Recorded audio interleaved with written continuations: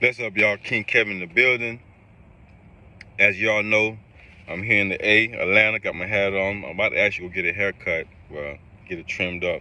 Got a big day tomorrow. Speaking at the Marcus Garvey event and in the West End at the Shrine of Black Madonna.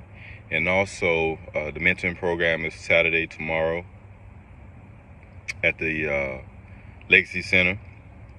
And definitely preparing for my event October 6th, which is the Haitian Cultural Arts exhibit and food tasting. Go to my website, kevindorival.com, for that. And also participating November 18th and 19th at the Battle of Vertier conference here in Atlanta as well.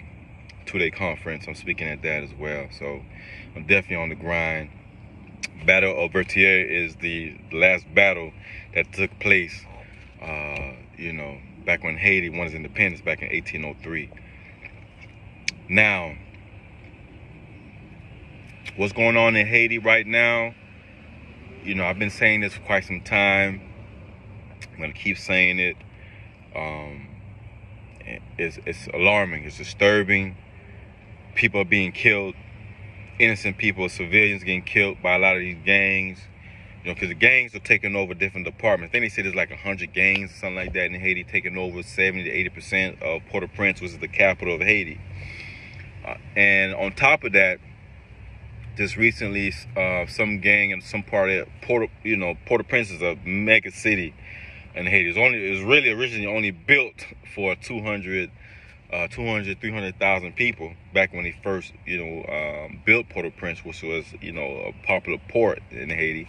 The original capital of Haiti was Cap Haitien, or Cap Haiti, Cap Haitian, or the Cap, like some people call it. When I went there, when I say Cap Haitien, you know what I'm saying? People are saying the Cap, So shout out to my family out there in Haiti, which is the northern part of Haiti. There's the airport in the northern part, airport in the southern part, which is Port-au-Prince. You have the northern one in Cap Haitien, named after Hugo Chavez. Big up the rest in peace to Hugo Chavez, former president of Venezuela. But let me not digress too much. Just recently, there was a gang that literally took over an area, a neighborhood, just recently. Probably just happened within the past couple of days. Maybe just happened today. They kicked out everybody out their homes, their businesses, and just literally put them at gunpoint. Killed some people, just literally got them out, take it over. And, you got Jimmy Barbecue, G9, the gang over there. It's supposed to be one of the most powerful leaders in Haiti, former police officer. And I watched the interview of his just recently, maybe the past week, just watched the interview that he did with, I can't remember the name of the organization, but they had an exclusive interview with him. And they're talking about Kenya invading Haiti. Those who don't know, Kenya is about to invade Haiti because Kenya is the new puppet for America. So the reason why American government, Biden and the crew, is asked Kenya to volunteer to invade Haiti, military force. You know what I'm saying? Not no peaceful, transition of government, none of that. Straight gunshots, bombs, whatever. Let's take back over Haiti, bring order and peace, democracy back to Haiti, which is not going to happen. It's going to be a bloodbath. And I said the same thing Jimmy Barbecue said, which is his real name, Jimmy Sergier, but they call him Barbecue.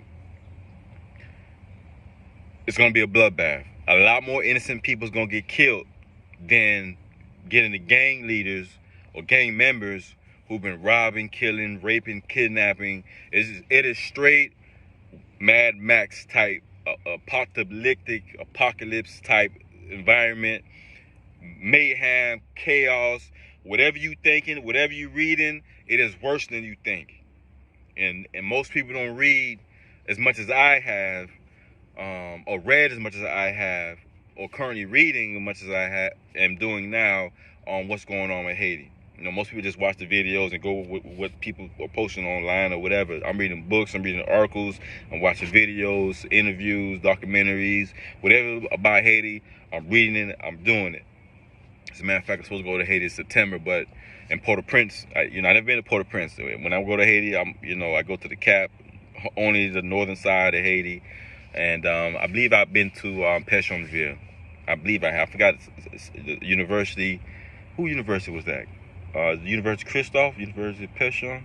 I think it was Christophe University. Wherever that university was, I was there in Haiti, doing a big conference that they had over there, and then I got to see my family, so I was chilling. It's gonna be a bloodbath. And so the U.S. has this paternalistic, democratic perspective on how they should go about other islands, smaller islands. You know what I'm saying? You know, they had the big stick policy under FDR. Oh yeah, we're gonna control this part of the world, the Western Hemisphere. Anybody messing with the Caribbean have to go through us.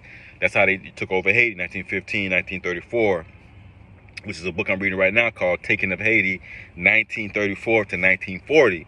Now, I haven't finished reading the book to understand why they call it 1940 and not 1915, 1934.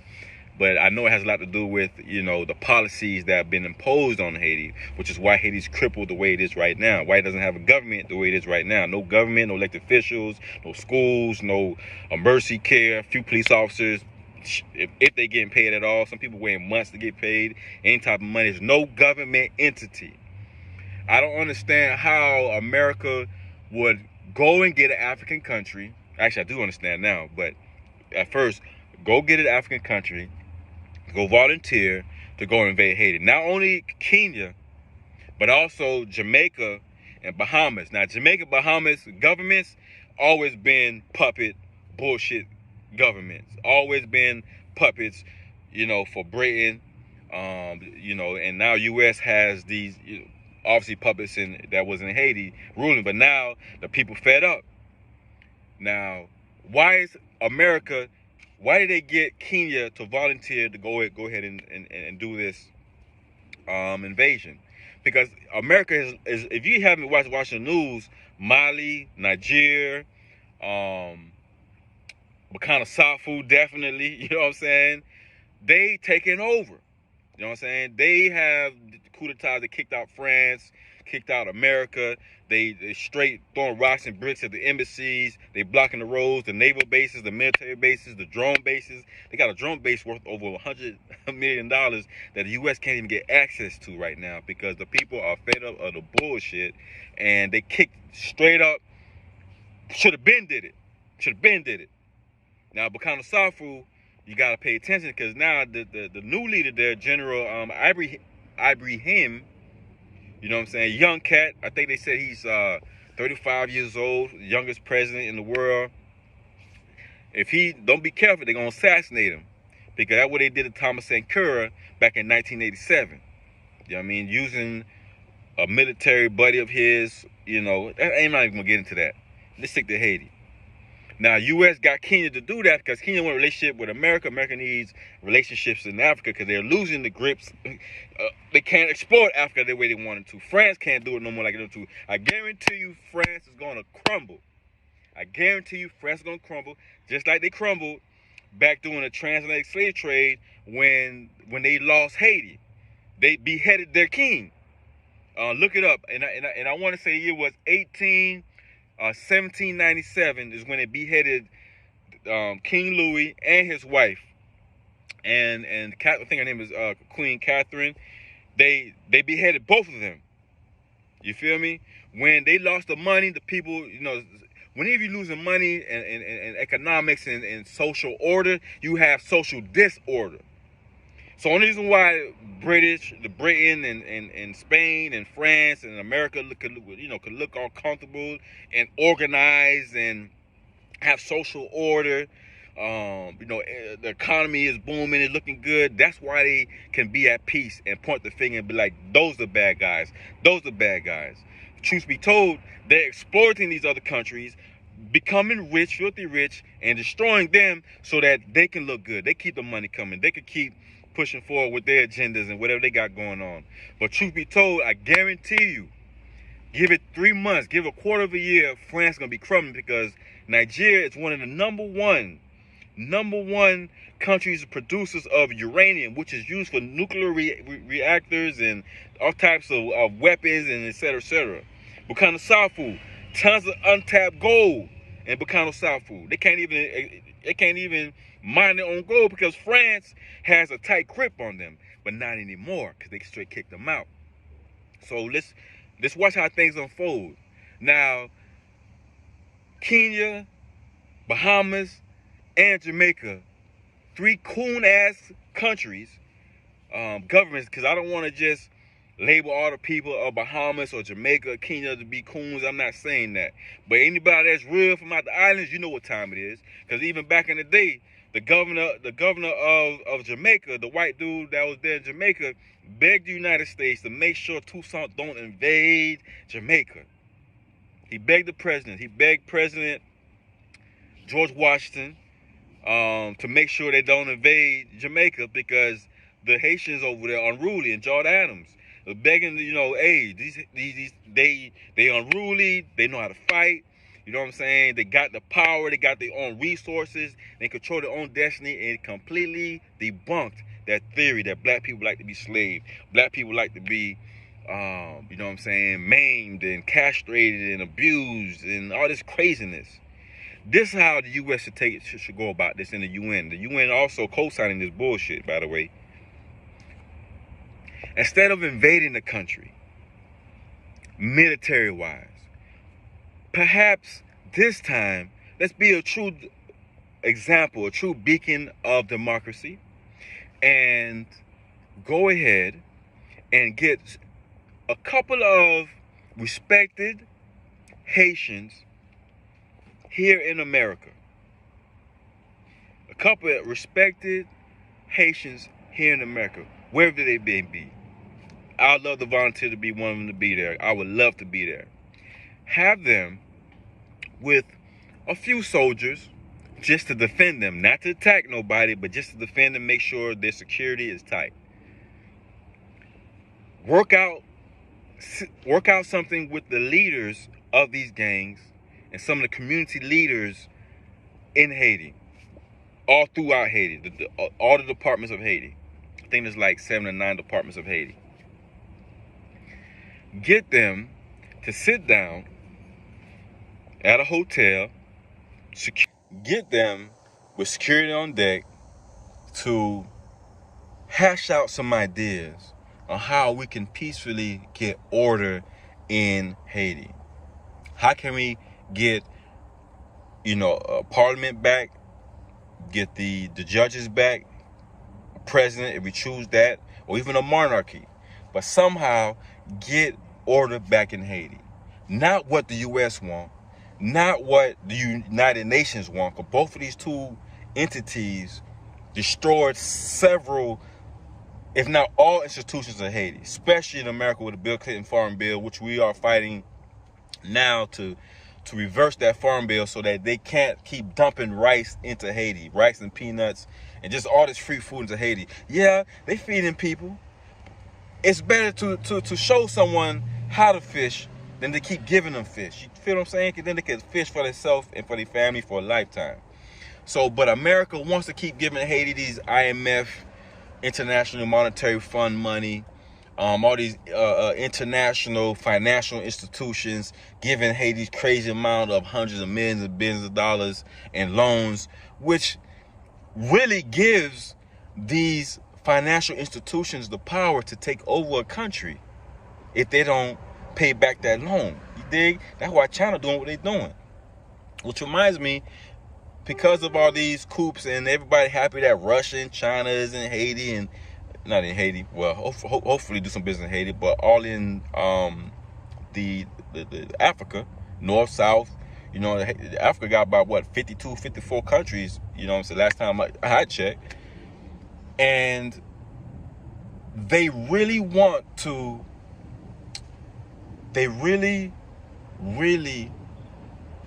want to keep exploiting these countries with these crazy ass loans, knowing they can't pay it back, because if they don't pay it back, they take over. Like right now in Jamaica, China, one of the main tolls in Jamaica, China got that. You know why? Because China gave Jamaica a big ass loan.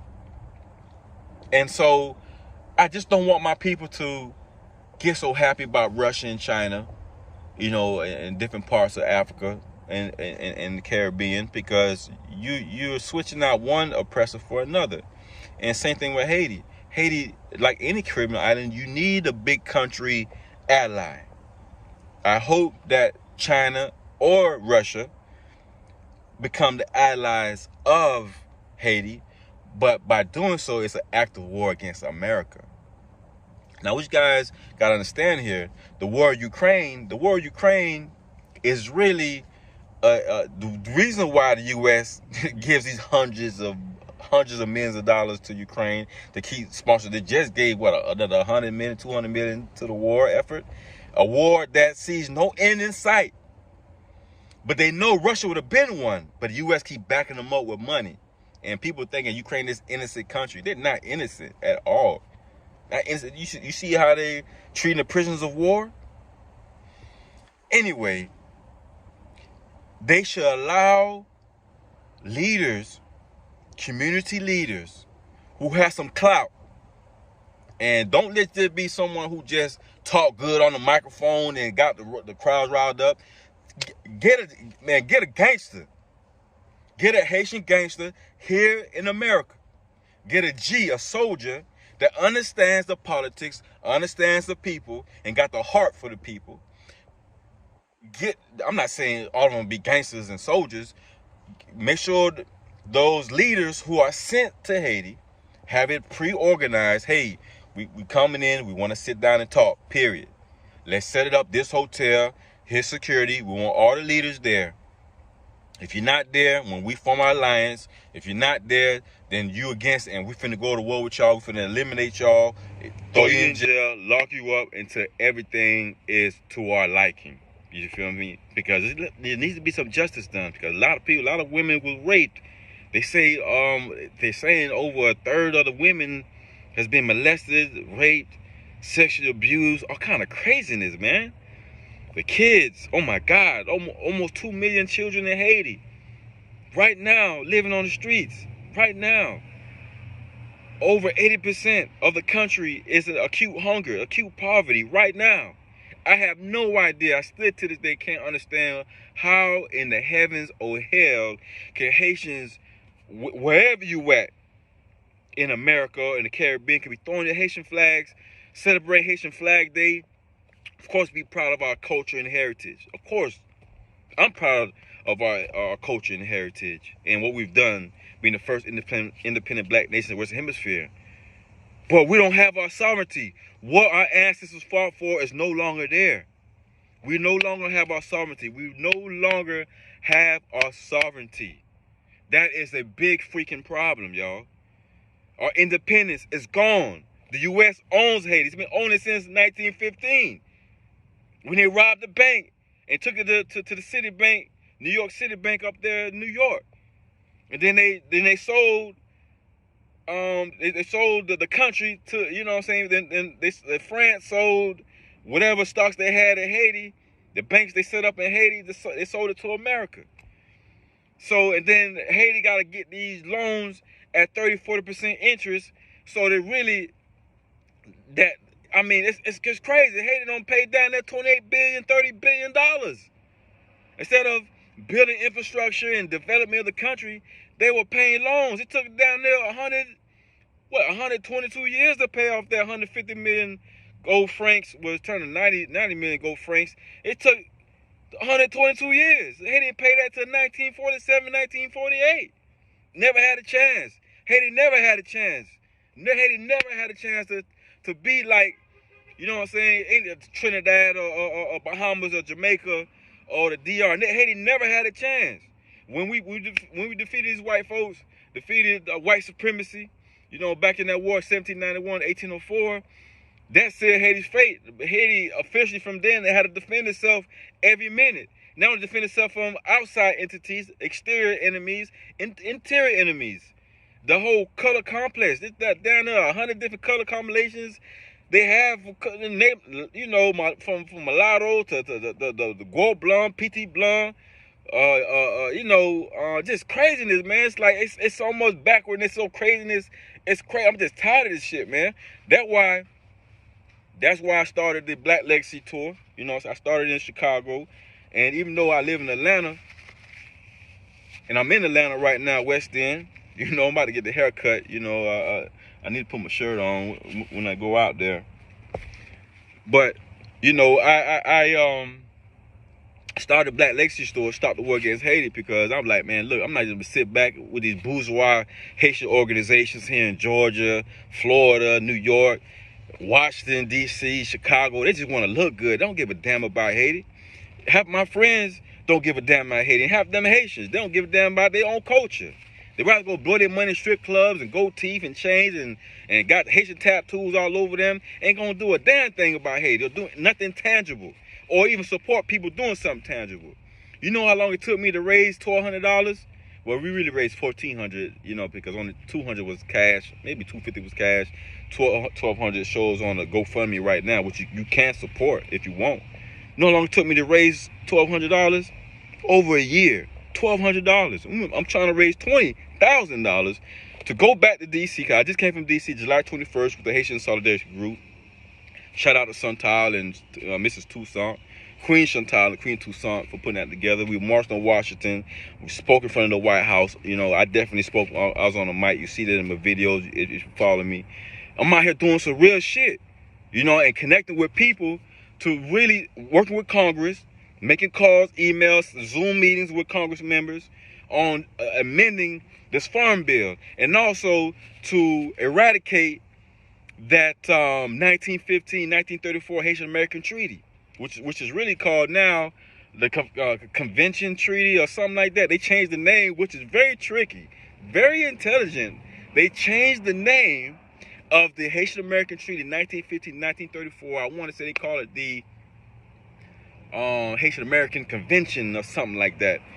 They changed it so you can't really look it up and find out the real information. It took me so long to get that, to find that information for my book, Americans and France's 1,000-Year War Against Haiti, Assassination of a Nation. You know, and also so I can, when I'm talking to Congress members, hey, what we're gonna do about this treaty? Because Haiti is owned by America. Why you think the U.S. presidents always are always choosing, always supporting, or meddling with the politics of Haiti? The president got assassinated. You dig? Jovenel Moïse got assassinated. His security ain't shooting out one shot. Nobody was harmed except for him and his wife, and he got killed and tortured in his home. That's embarrassing for a security team to not defend and do they freaking job. Almost like that, the one police officer down there in Parkland down there in Florida, where all the rich people at. This dude coming there shooting up the high school, and the police officer got a big chopper, which is the automatic rifle. You know, he got the big chopper, and he's scared behind the door. He's not even gonna shoot. The man out there killing innocent kids, you ain't finna shoot. You know how pissed off I was by that? And then my good friend, Rob, Big Rob, I call him Rob Grits, you know what I'm saying?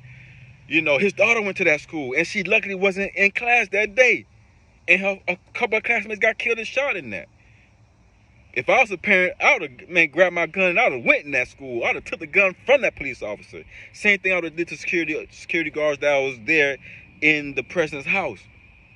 So you know what I'm saying? President Aristide, Bill Clinton, George Bush, both, you know, the sending invasions to get him out and send him to Jamaica, sending him to to the Congo and South Africa, send him to New York, anywhere but Haiti where he could make a difference. So he asked for reparations. Like I said, the invasion is an awful, godly, awful idea. It's going to be thousands of innocent people killed and bombed on, and all that blood is going to be on U.S. hands. All that blood of innocent children and people going to be on U.S. hands, and know what they're going to say? We didn't do it. Kenya did it. We didn't do it. Jamaica did it. We didn't do it. Bahamas did it. No, you sent them. Now, I can't, Marcus Garvey's birthday, which is yesterday, right? August 17th. And, you know, this is Marcus Garvey weekend. You got all these Pan-African groups. UNIAACL, one of them. Black Lives Matter is another one. Just finding out the co-founder, she lives here in Atlanta. Well, somewhere in Georgia. And the new Black Panther Party. All these quote-unquote pro-black organizations and so many African organizations, Haitian organizations. But not one of them, the National Black Caucus, not one of them is standing up for Haiti. Who has stand up or make a significant difference in Haiti? They all dance to the same tune. You know why? Because they all in it for the money, popularity, and votes. They don't give a fuck about Haiti. I do. You dig? And I put my money on the line. I put my life on the line for my people. This is not going to go down without me having something to do with it. And people like me. When I went to D.C., this last month, July, and Chantel, the organizer, said something powerful to me. And because we were having the discussion, and I was telling her, you know, I'm very passionate about what I'm doing for Haiti, and you know, I want to do more. And I'm very serious about this. She said, King Kevin, you didn't even have to tell me you're serious about this. You didn't even have to tell me you're passionate, because you're here. You're here with us. You are here. You pulled up. You're not online making videos protesting. You're not only online on Twitter and Facebook posting, protesting, but you here in DC with us putting sweat equity in for our people. You in here fighting for our people. And I know that some people think that, you know, of course, posting online makes some, you know, it only works when it's a collective effort that you see having the George Floyd case and situation. That a change can actually happen, which we didn't even make no significant change. You know, and the only reason why they opened Sandra Bland's case in Texas is because so many people were protesting about it. And her birthday just passed recently too, as well. So a lot of people don't give a damn, dog, but I do. You know what I'm saying? Support those who are doing something about it. We can't let Haiti go out like that. And all these pro-black organizations who ain't doing shit, I got a lot of words I can say and things I can really express to you guys, but I will get my opportunity to do so, and I'm going to do it in your face. I'm going to do it in your face. I'm going to check all y'all in your face. The UNIA, when I speak at the March Garvey event tomorrow, oh, trust me, they think I'm finna be up there on some good Negro shit. They got surprise coming for them. And I'm not saying UNIA Atlanta, you know, I ain't saying they not doing, they trash. You know what I'm saying? They keeping black power alive and supporting black businesses. That's cool. But the real mission is Haiti. Haiti fought for all y'all ancestors to get free. Not just from Haiti, but here in the soils of America, here in Georgia itself, and many other parts of this country. So don't tell me, oh, we can't do nothing because it's way over there. You can do something. I'm giving y'all an opportunity. Support the Black Legacy Tour. Support the Stop the War Against Haiti Black Legacy Tour, my GoFundMe. KevinDorival.com is my website. You can Google me. Every link, every social media has that link in it. We can do something about it. Don't tell me we can't do nothing about it. Don't tell me we can't do nothing about it. We're doing something about it. If we can change those policies that Haiti has with America, those false relationships, nothing is to the benefit of Haiti, even down to the trade, even down to trading. You know what I'm saying? Bill Clinton forced Haiti to lower its tariffs from 50% to 3%. When you do that, you automatically knock out the producers of the country, the farmers, the people working in factories. Y'all make do it because you're making competition so much easier. When you have high tariffs, high import tariffs, that means that now most companies are not going to bring their stuff to your country because the tariffs are too high.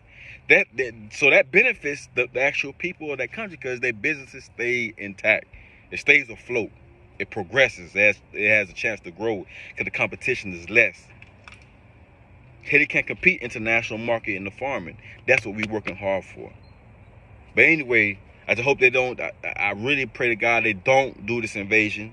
I pray that somebody who hears this video sends it to the right people and send me out there. You know, of course, like as I stated, with a group of people, military, you know, I would want at least a good 20 soldiers, and I would want a good 5 key individuals in America, 5 from America, let at least five to 10 be from Haiti. But then, you know, you got a lot of Haitians talking in one room. That's gonna be a lot. Look, boy, Haitians love to talk. 5 from America, 5 in Haiti. Let us sit down with the gang leaders and community leaders of Haiti. All right, that must happen.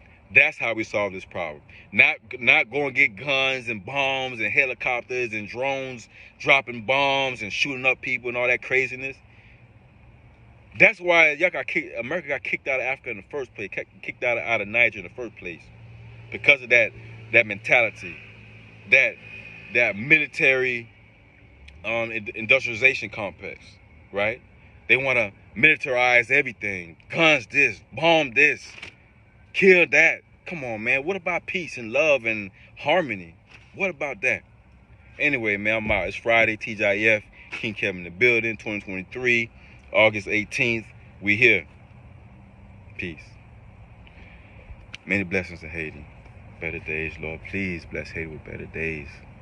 Bless us with opportunities to be equal with other countries, have our own sovereignty, have our own leadership, God, have our own say-so in our destiny, and not have the UN, the America, and all these other entities, the IMF, all these financial institutions trying to give loans to Haiti and crippling the economy.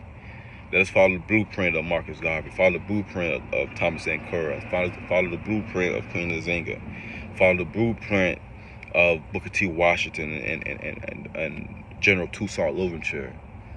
Follow the blueprint of Lieutenant Jean-Jacques Dessalines and King Henry Christophe, the great things they were able to accomplish, Lord. Let's reverse the curse that the U.S. has placed upon Haiti. Give us our power and sovereignty. Thank you, Lord.